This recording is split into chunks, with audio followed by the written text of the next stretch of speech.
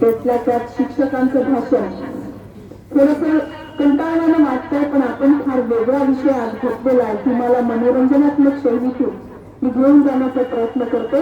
असं ज्ञान, विज्ञान आणि सुसंस्कार हे ब्रीद वाक्य घेऊन नायगाव एज्युकेशन सोसायटी आपली आहे. या एज्युकेशन सोसायटी अंतर्गत सांस्कृतिक विभागाच्या वतीने 5 सप्टेंबरचा शिक्षक दिन आज आपण 8 सप्टेंबरला साजरा करत आहोत. या कार्यक्रमाचे सूत्रसंचालन करणाऱ्या माझ्या विद्यार्थिनींनी त्यांना खंबीर असं नेतृत्व म्हटलंय. त्यांच्या खंबीर पाठिंब्यामुळे 20 मिनिटाचा वेळ घेऊन मी या ठिकाणी बोलण्याचा प्रयत्न करते.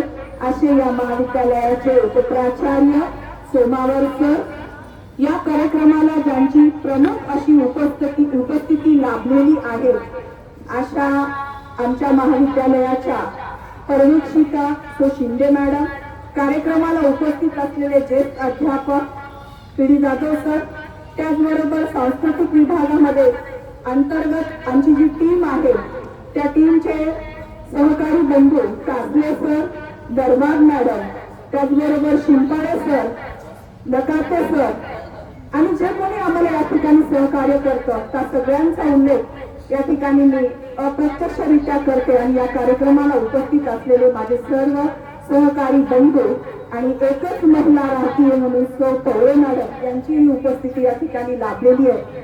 त्या सगळ्या आणि माझ्या विद्यार्थी मित्र मैत्रिणींनी शिक्षक दिनाची पार्श्वभूमी माझ्या सर्व विद्यार्थिनी वक्त्या खूप होत्या, एक विद्यार्थी होता, यांनी सगळ्यांनी सांगितली आहे की हा शिक्षक दिन आपण का साजरा केला जातो. तर या देशाचे सर्वप्रथम असलेले एक शिक्षक, शिक्षण तज्ञ, कुलगुरू, त्याचबरोबर एक तत्व नेता असलेले आणि त्याचबरोबर या देशाचे उपराष्ट्रपती पदावर विराजमान असलेले आणि 1962 ते 67च्या काळामध्ये राष्ट्रपती पदावर ज्यांची नियुक्ती झाली असे डॉक्टर सर्वपल्ली राधाकृष्णन यांचा जन्मदिवस म्हणजे 5 सप्टेंबर. त्यांच्या विद्यार्थ्यांनी जेव्हा राष्ट्रपती ते झाले तर त्यांचा वाढदिवस साजरा करण्याचं ठरवलं होतं. त्यावेळेस त्यांनी एक इच्छा व्यक्त केली की माझा जन्मदिवस हा शिक्षक दिवस म्हणून पाळला जावा किंवा तो साजरा केला जावा. यामागची भूमिका आपल्या देशाचे राष्ट्रपती असलेल्या डॉक्टर सर्वपल्ली राधाकृष्णनची एवढीच होती की हा शिक्षक समाजामध्ये एक पवित्र काम करतो, ज्ञानदान देण्याचं काम करतो. त्या अनुषंगाने त्याच्या प्रती कृतज्ञता भाव व्यक्त केला जावा किंवा एक गुरु शिष्याची परंपरा एका पिढीकडून दुसऱ्या पिढीकडे हे विचार संक्रमित व्हावे. त्याचबरोबर शिक्षक आणि विद्यार्थ्याच्या नात्यात एक परिपक्वता यावी किंवा एक शिक्षक एका विद्यार्थ्यामध्ये चारित्र्य निर्माणाच्या दृष्टीने तो काम करतोच, त्याचबरोबर राष्ट्रभक्ती निर्माण करण्याचं काम, नैतिक धडे देण्याचं काम करतो. म्हणून त्याचा गौरव या दिवशी केला जावा ही यामागची भूमिका आहे. विद्यार्थी मित्रांनो, माझा विषय थोडा वेगळा आहे, याशीच रिलेटेड आहे. तुम्ही सर्वप्रथम सकाळी कुणाचा आवाज ऐकता? माझे सहकारी बंधू असतील, भगिनी असतील किंवा तुम्ही असाल, कुणाचा आवाज ऐकता घरामध्ये?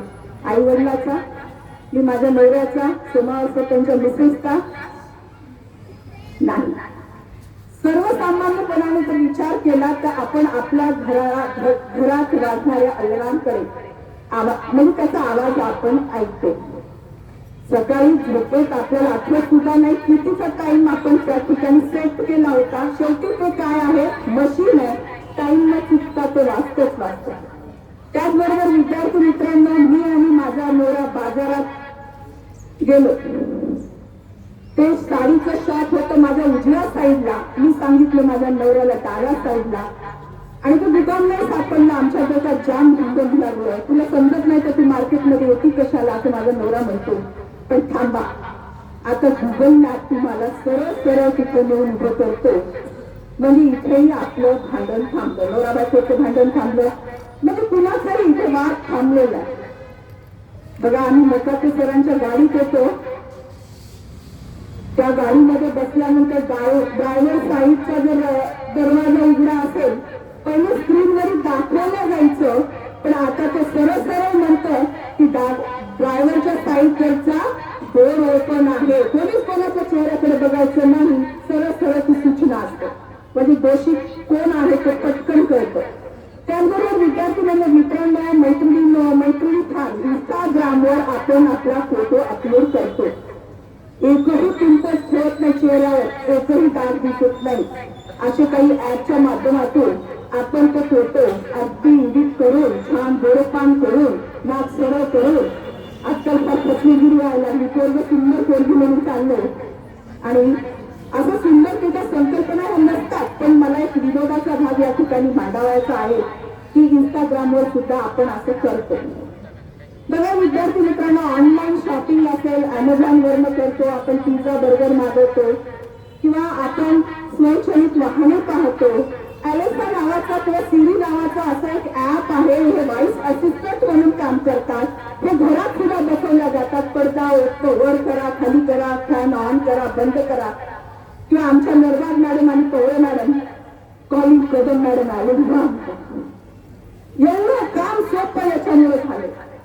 याला काय म्हणतात? एका विद्यार्थिनीने, शेवटच्या विद्यार्थिनीने मस्त मांडलं की हे AI आहे. बहुतेक तू देशमुख AI, याला आर्टिफिशियल इंटेलिजन्स म्हणतात, कृत्रिम बुद्धिमत्ता.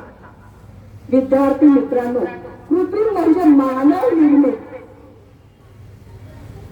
आणि बुद्धिमत्ता म्हणजे हे माणसाच्या बुद्धीप्रमाणे विचार करू लागतं. विचार तर करत नाही, पण ते सुचवतं, ते आपल्या सुधारणा करतं, किंवा आपल्या तिथपर्यंत पोहोचवण्याचं काम करतं, ज्ञानदान देण्याचं काम करतं. म्हणजे ही बुद्धिमत्ता AI ने सगळ्यांना व्यापलंय, झपाटून टाकलंय. झपाटलेला एक पिक्चर पाहिला का तुम्ही? झपाटून टाकलं AI. सगळ्यांच्या हातात हा मोबाईल आहे. मग हा मोबाईल हुशार आहे का? नाही. तर याला एक डेटा पुरवण्यात येतो, आणि हा डेटा आपल्याला सगळं सांगत असतो. म्हणजे हे बघा, या AI ची सुरुवात किंवा इतका गोंधळ माजला सगळ्या जगामध्ये या AI च्या संदर्भाने. विद्यार्थी मित्रांनो, AIच म्हणू आता आपण, बार कृत्रिम बुद्धिमत्ता किंवा त्याचा इंग्रजी उच्चार करण्यापेक्षा AI कळलं ना सगळ्यांना? सगळ्यांना कळलं का AI? मागच्या पोरांना काही देणं घेणं नसतं. AI आला काय, BI गेला काय, FY आला काय, काही देणं घेणं नसतं. AI, तर हा AI जो आहे सगळ्या जगावर साम्राज्य करतो आहे. कारण याची सुरुवात कधी झाली? हा काही परग्रहावरून आलेला कुठला राक्षस नाही, तर 1950 ला या AI च्या विचाराची पायाभरणी झाली. आणि 1956 ला डार्क माउथ नावाच्या एका परिषदेमध्ये हा शब्द AI याला लागू करण्यात आला, म्हणजे दिला गेला. बघा, AI मुळे नोकऱ्या जातात. वर्ल्ड इकॉनॉमिक फोरमच्या मते, एक जागतिक अर्थतज्ञांचं मंच असतं, त्या मंचावरून असंही घोषित झालं की 2025 पर्यंत जगामध्ये 87 दशलक्ष नोकऱ्या जाऊ शकतात.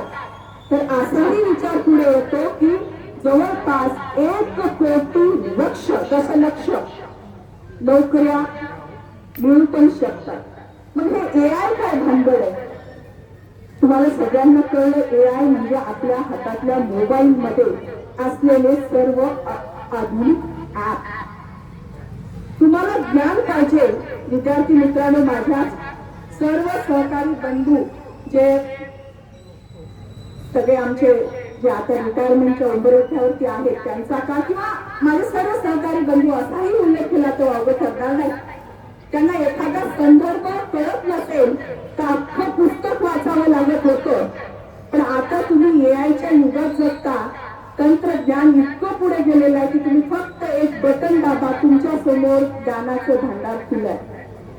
मग विद्यार्थी मित्रांनो, आपण हाही विचार करायला पाहिजे शिक्षक दिनाच्या निमित्ताने की AIचा शैक्षणिक क्षेत्रावर परिणाम होतोय का? मग तो परिणाम कशा पद्धतीचा होतो? त्याचे तोटे काय? त्याचे फायदे काय आणि या दोघांचा समन्वय साधून खरंच शैक्षणिक क्षेत्रामध्ये जादू होऊ शकते का? आपल्याला माहिती आहे होऊ शकते. बघा, कुठल्याही गोष्टीचा मर्यादित वापर केला. या एआयला आपण मित्र समजायचं, मैत्रीण नका समजू, मित्र समजा. कारण मैत्रीण जरा जास्त गुडगुड करत असते आपल्या लाईफ मध्ये. किचन मध्ये पण येऊ शकते, काय शिजवायली मला बघू दे, करू दे असं म्हणते. एआयला जर मित्र केलं तर एआयचा मित्र हा पानटपरीवरच भेटतो आपल्याला. मित्र आपला कुठं भेटतो? पानटपरीवर भेटतो, किंवा बाहेर कुठे भेटतो? चौकात भेटतो, पारावर भेटतो. महिलांच्या नशिबी मित्र नसतो. पाटील खूप हसायला यायला रे तुला. आता मित्र म्हणजे याचा अर्थ वेगळा होतो. आपल्याला मित्र मैत्रिणी म्हणलं की आपल्या डोक्यात एकच किडा वळवळ वळवळ वळवळ करत राहते. पण या मोबाईलला आपण मित्र मानायचा, त्याचा वापर आपलं व्यक्तित्व घडवण्यासाठी करायचा. किती विद्यार्थी करतात, अरे लोकांच्या डीपी पाहण्यामध्ये, लोकांचे स्टेटस पाहण्यामध्ये, आणि माझ्या डीपीला किती लोकांनी लाईक केलंय, माझ्या स्टेटसला किती लोकांनी लाईक केलंय, याच्यामध्ये आमचा खूप वेळ चाललाय. म्हणून या मोबाईलला एक असा मित्र बनवायचा, मुलं असो की मुली असो, जो आपल्या लाईफ मध्ये मर्यादित स्वरूपाचा येईल. या एआयला मित्र कसं बनवायचं? तर इथं बसलेल्या प्रत्येक विद्यार्थ्याची बुद्धिमत्ता ही सारखी नसतेच. यामध्ये काही विद्यार्थी हे तारे जमीन पर मधल्या विद्यार्थ्यासारखे असतात. समजा वरचे sir, Pawale madam, Dudde sir mathematics शिकवतात तुम्हाला क्लासमध्ये. त्यांनी फॉर्म्युला लिहितात A+B+B, मलाही काय येणार त्याच्यात. पण ज्या वेळेस तुमचं जर थोडंसं दुर्लक्ष झालं तर ते गणित तुमच्या डोक्यामध्ये तारे जमीन पर मधल्या त्या पोराच्या डोक्यात जशा चिमण्या उडालेल्या असतात तसं होतं. मग एआय काय करतं? तर मॅथचे ऍप आहे, फोटो मॅथ नावाचा ऍप आहे. बायजूच्या अशा अकॅडमी आहेत, खान अकॅडमी आहे, जे तुम्हाला तिथपर्यंत पोहोचवते. म्हणजे एखादा विद्यार्थी वर्गात मागे राहत असेल तर तुम्हाला ते एआय तिथपर्यंत हे ऍप तुम्हाला नेऊन सोडतात. विद्यार्थी मित्रांनी याचा वापर केला पाहिजे.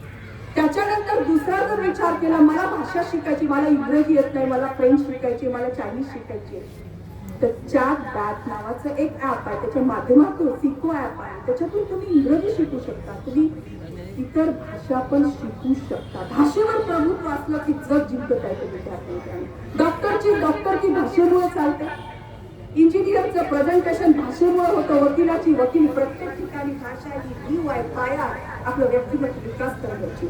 म्हणून या एआयचा उपयोग आपल्याला करायचा. आता समजा विज्ञानाचा वर्ग आहे. मी 7वीला असताना मला लाला सर नावाचे शिक्षक होते. आम्हाला असं खाली बसायला होतं, त्यांचे पण नव्हते. माझी मैत्रीण माझ्या कानात बोलत होती, मैत्रिणी कशा असतात, तू बोलणं हसणं चालू राहतो. मला माहिती आहे मैत्रिणीची जागा धरतो आपण, बेंच अख्खा आपण टाकतो, कोणाला बसायला जागा देत नाही. तशी आमची परिस्थिती नव्हती, जमिनीवर जशी जागा भेटली तशी बसायचं. ते सर होते विज्ञानाचे, धोतरवाले सर होते. आता कोणी धोतरवाला आहे का बघा रस्त्यावर सापडा. ही एआयची प्रगती झाला. तर लाला सरांनी सांगत होते, केमिस्ट्रीचा चॅप्टर होता, सामान्य विज्ञान असायचं त्यावेळेस. एखादा असं ऍसिडला आग लागते आणि ते माझ्या डोक्यात तारे जमीन पर झालं. मी विचारलं सरांना, सर कशाला आग लागते? सर म्हणजे तुझ्या घराला आग लागते. रिअल आहे, खोटं नाही. पण तुम्हाला आता विचार करायची गरज नाही, तुम्ही तुमच्या घराला आग, तुम्हाला ऍप आहे. बायजूस खान अकॅडमीवर जाऊन तुम्ही ते कॉन्सेप्ट क्लिअर करू शकता. तुमच्याकडे खूप काही आहे, शिकता येतं. आपली सृजनात्मक शक्ती विकसित करता येते. आणि इतक्या पुढे गेलेले आहेत. हे एआयची जादू आहे, याचा उपयोग विद्यार्थ्यांनी आपल्या आयुष्यात नक्कीच केला पाहिजे. गुगल क्लासरूम आहे. मला आले 11वी 12वीचे पेपर. माझ्या घरात फंक्शन आहे, मला प्रचंड ताण आहे. हा ताण मला दूर करता येऊ शकतो. ते ऍप आहे. मी थोडस लिहून आणलं विद्यार्थी मित्रांनो. माझ्यासाठी पण चॅलेंज होता हा विषय निवडणं, पण चॅलेंज स्वीकारलं. कारण मला सुद्धा एआयची जादू एआयचा काय प्रभाव जगावर होतो, शैक्षणिक क्षेत्रावर काय होतो, तर ग्रेडिंग सॉफ्टवेअर नावाचं एक ऍप आहे. त्याच्यामध्ये आपल्या कुलकर्णी सरांनी पेपर टाकून दिले, पेपर तपासून तयार. मला नाव लावलं पण असं छान आपल्याला मजेशीर पोरांना हे करायचंय म्हणून. आणि आपले इतिहासाचे सर आहेत श्रीधर पाटील सर असतील, त्यांना तुम्हाला एक ऐतिहासिक स्थळ दाखवायचंय तर व्हर्च्युअल रियालिटी नावाचं एक ऍप आहे किंवा ती एआय ची सिस्टीम आहे. त्याच्या माध्यमातून ते तुम्हाला ऐतिहासिक चित्र तुमच्या समोर जिवंत स्वरूपाचे करून दाखवू शकतात. असं वाटतं की तिथली एखादी गोल येऊन मलाच लागतो की काय. व्हर्च्युअल लॅब एखादी प्रयोगशाळा ही तुमच्या समोर उभं करून तुमचा शिक्षक तुम्हाला ती तो प्रयोग तिथे दाखवू शकतो. याच्यानंतर एक सिम्युलेशन प्रक्रिया पहिली आहे. एआयचं एक प्रतिरूप म्हणजे एक प्रकार आहे. सिम्युलेशन म्हणजे प्रतिरूप. आता एखादा वैमानिक झाल्या त्याला कोणी विमान चालवायला देत नाही, पण त्याचं मॉडेल तयार करून त्याला तिथे प्रॅक्टिस केली जाते. अशा पद्धतीच्या ऍपमधनं आपण वेगवेगळे आपले म्हणजे आपल्या अंगात असलेले वेगवेगळे गुण आपण विकसित करू शकतो आणि आपण त्याचा फायदा घेऊ शकतो. विद्यार्थी मित्रांनो, हे सगळं एआयची जादू आहे. या एआय मुळे आज जगामध्ये एवढी क्रांती होती आहे, त्याचे दुष्परिणाम आहेत मी त्याच्याकडे येणार आहे. आता बघा, आपल्याकडे इतके ऍप आहेत. त्या ऍपचे जर नाव मी तुम्हाला Google classroom, Google scholar, online meeting, झूमच्या माध्यमातून झूम ऍप, त्याच्या माध्यमातून आपण कोरोना काळामध्ये ही एआयची जादू अधिकच प्रभावी झाली. कारण आमच्या मीटिंग व्हायच्या, कारण माणसांचे कॉन्टॅक्ट नव्हते. कोरोना काळामध्ये सगळं काही ऑनलाईन झालं. एज्युकेशन ऑनलाईन, मीटिंग ऑनलाईन, सगळ्या गोष्टी ऑनलाईन होत्या. त्यावेळेस एआयची जादू लोकांना, म्हणजे सांगण्याचं तात्पर्य आम्हा शिक्षकांना सुद्धा याचं प्रशिक्षण घेण्याची गरज आहे. एका विद्यार्थिनीने सुरुवात छान केली की खडा खडू माफ कर बाई, आता खडू आणि फळा आम्हाला चालणार नाही. आम्हाला काम करायचं डिजिटल क्लासरूम मध्ये. आमच्याकडे असणारे स्मार्ट बोर्ड, त्याचं ज्ञान आम्हाला घेण्याची गरज आहे. हे एआयच्या जादूमुळे शक्य होत आहे. आता विद्यार्थी मित्रमैत्रिणींना एआयची जादू खरंच ही जादू इतकी प्रभावशाली आहे का? बघा, कुठल्याही गोष्टीला साधन मानायचं, त्याला साध्य जर मानलं तर निव्वळ विनाशच. साधन आणि साध्य, एखाद्या गोष्टीला, एखाद्या भौतिक साधनाला आपण आपल्या आयुष्याचं लक्ष नाही मानू शकत. लक्ष जर मानलं तर त्याचे परिणाम वाईट आहेत. मला सांगा, माझ्या जागी हिंदी शिकवायला एक रोबोट मॅडम आल्या. रोबोट मॅडम, चलो छात्रों आज हम ग्रामर पढ़ेंगे. चार्जिंग संपलं, रोबोटला चार्जिंग लागते. पुढचं काय? त्याच्यानंतर त्या रोबोट मॅडम एखादा विद्यार्थी चुळबुळ करत असेल, त्याच्या पोटात दुखत असेल, गडबड असेल, तर रोबोट मॅडम म्हणू शकणार नाही काय झालं पिल्या, तू का वळवळ करतोस, तुला घरी जायचंय काय? अजिबात शक्य नाही. म्हणजे मानवी मनाचा स्पर्श एआय मध्ये होऊच शकत नाही. असंही म्हटलं जातं की एआयच्या माध्यमातून ऑपरेशन, मोठमोठे ऑपरेशन करू शकणार आहे येत्या काळामध्ये एआय. पण मानवी मनाचा स्पर्श असणं खरंच गरजेचं आहे. विद्यार्थी मित्रांनो, तुम्ही चुकलात तर तुम्हाला कोणी छडी एआय देणार नाही, कुठल्या रोबोट मॅडम, रोबोट सर देणार नाही.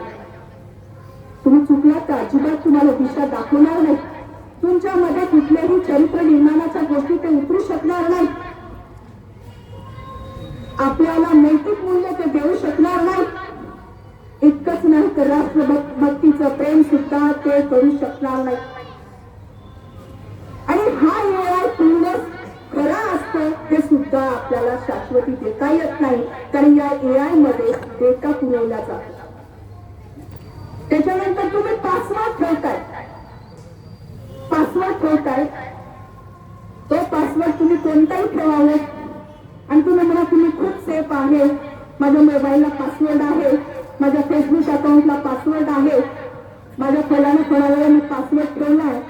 पण पासवर्ड हा प्रकार म्हणजे स्वतःला कुलूप नसलेल्या दारामध्ये कोंडून घेणं आणि मी सेफ आहे म्हणणं हाही खूप मोठा धोका यायचा. यामुळे आपल्याला खूप काही मिळू शकतं, पण मानवी मनाचा स्पर्श मिळू शकत नाही, हेही वास्तव सत्य आहे. आणि एआयचा अति वापर केला तर माणसाची विचारशक्ती, चिंतन शक्ती, सृजनात्मक शक्ती नष्ट होऊ शकते. माणसाचा मेंदू चक्क झोपी जातो. एआय ना मला कोणी मदत करतो, गुगल मदत करतो, मला काय करायचं, मला काही करायचं नाही. मग तुमचा मेंदू हळूहळू झोपी जाईल आणि विनाशाकडे आपण जाऊ. विद्यार्थी मित्रांनो, एआय पासून आमची फिल्म इंडस्ट्री सुद्धा चुकली नाही. मी तुम्हाला एआयच्या या संदर्भाने सांगत असताना फिल्म इंडस्ट्रीतल्या काही पिक्चरची नावं सांगते. रोबोट पिक्चर पाहिलं? रोबोट कोणाचा आहे? कोणाचा आहे? आम्ही पाहतो पिक्चर, आम्हाला कोण काम करतंय त्याच्यात आशय का? प्रत्येक पिक्चरची एक केंद्रीय संकल्पना असते, केंद्रीय भाव असतो, तो पिक्चर त्याच्या भोवती फिरत असतो. प्रत्येक पिक्चर बघा. मंगळयान पिक्चर बघतो आम्ही, काय आहे मंगळयान आम्हाला सांगता येत नाही. आपल्याला सांगता आलं विद्यार्थी मित्रांनो, प्रत्येक कोणताही पिक्चर वाईट नसतं, लव्ह स्टोरी असली तरी वाईट नसते, पण त्यामागचा मूळ भाव आपल्याला शोधता आला पाहिजे. रोबोट मध्ये आपल्या पहिल्या रजनीकांतचं नाव काय पाटील? 2 रजनीकांत होते. एक रोबोट रजनीकांत, डॉक्टर वसीकरण. तो चिट्टी नावाचा एक रोबोट तयार करतो. मी आधी 2 गोष्टी याच्या तोट्याच्या सांगते. आणि रावण माहिती पिक्चर रावण, शाहरुख खान पण डबल रोल मध्ये.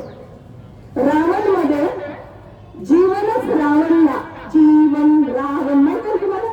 जीवन, हा जीवन आपलं नाही, हा जीवन आपल्या सृजनात्मक शक्तीच्या आणि तंत्रज्ञानाच्या आधारावर रावण नावाचं एक रोबोट तयार करतो. आणि रोबोट पिक्चर मध्ये तो डॉक्टर वसीकरण हा चिट्टी नावाचा एक रोबोट तयार करतो. तर आपण त्या पहिल्या रोबोटच्या संदर्भाने घेऊन त्याच्या बुद्धीला दिशा नसेल, कोणताही रोबोट असेल, आणि तो काय करतो, आपल्या डॉक्टरनी ज्याने त्याला निर्माण केले त्याच्याच प्रेमिकेच्या प्रेमात पडतो. माहिती आहे तुम्हाला? म्हणजे मानवी स्पर्श त्याला होऊ पाहतो आणि इथे त्याची बुद्धी भ्रष्ट होते, नैतिकता घसरते आणि त्याचा विनाश होतो, हे आपण पाहिलेलं.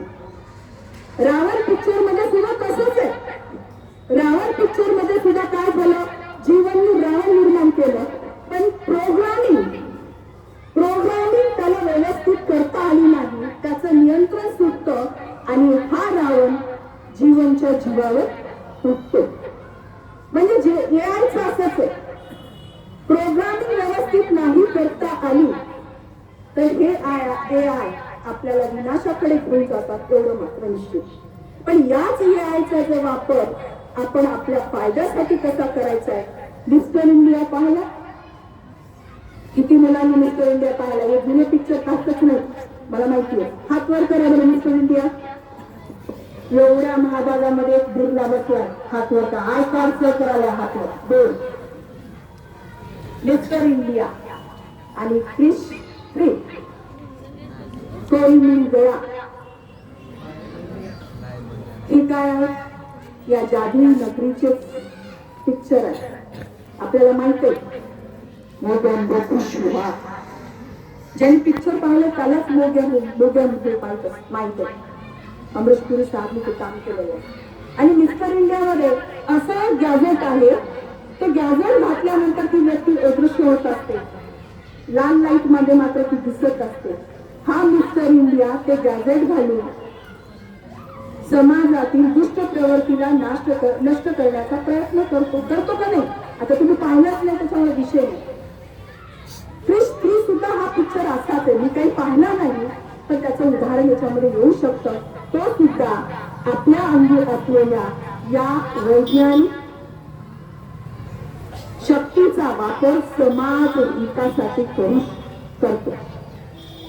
विद्यार्थी मित्रांनो, आपल्याला यातून एवढंच कळतं, AI ची जादू कितीही मोठी होऊ द्या, शेवटी माणसं ही माणसंच असतात.